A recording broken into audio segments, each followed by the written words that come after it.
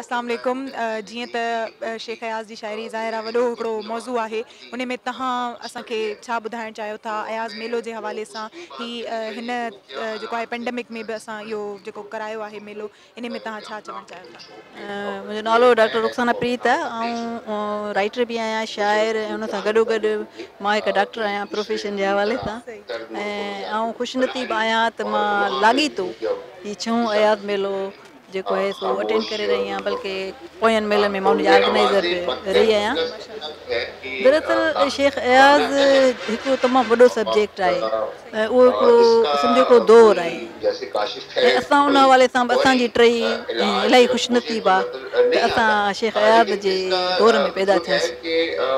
शेख अयाज़ जा इलाही मां उनखे अगरि उनजी शाइरीअ खे ॾिसजे त उहो त इलाही हितनि में उन्हनि खे विराए सघिजे थी, पर मां इन हवाले सां ॾिसंदसि त शेख अयाज़ जी शाइरीअ असांखे क़ौमी शऊर ॾिनो, असांखे समाजी शऊर ॾिनो, असांखे माना हिकिड़ो सोचण जा नवां ज़ाविया माना असांखे ॾिना त जीअं असां हिकिड़ो रवायती अंदाज़ सां न पर हिकिड़ो डिफरेंट ऐं हिकिड़ो तरक़ी पसंदि अंदाज़ में सोचे सघूं।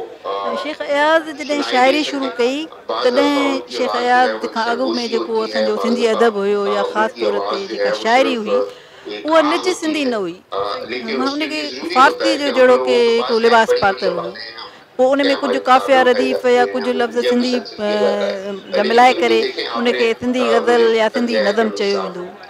पर जॾहिं शेख अयाज़ आयो त उन जहिड़ो की हुनजो काया पलटे छॾियो, न सिर्फ़ु हुन पंहिंजा रदीफ़ काफ़िया पंहिंजा जेके हिन जे शाइरी जूं जेके लवाज़मात आहिनि उन्हनि आंदियूं, पर उन्हनि गज़ल जो माना शबीह ई बदिलाए छॾियो। त इहा हिकिड़ी तमामु वॾी सिंधी ॿोलीअ जी ख़िदमत हुई ऐं सिंधी अदब जी मां चवां थी त हिकिड़ो तमामु वॾो उनजो थोरो आहे शेख अयाज़ जो असांजे ॿोलीअ ते, त उन ॿोलीअ खे हिकिड़ो वॾो ख़ज़ानो ॾिनो आहे। तक़रीबन हुनजा 15 खां 20 माना किताब त हुनजा तक़रीबन 50 खां मथे हूंदा, पर मजमूआ जेके सकाफ़त खाते ईअं छिपरा आहिनि उहे बि मां सम्झां थी त नसर ऐं नज़म जा अगरि मिलाईंदो त 10 माना जेके आहिनि हुनजा कुलियात हिन में अची विया आहिनि। जेंडर जे हवाले सां अयाज़ औरतुनि खे तमामु घणो तसाईंदो हुयो, हुनखे पढ़ियल लिखियल बाशूर ऐं औरतूं हुनखे तमामु घणियूं पसंदि हुयूं।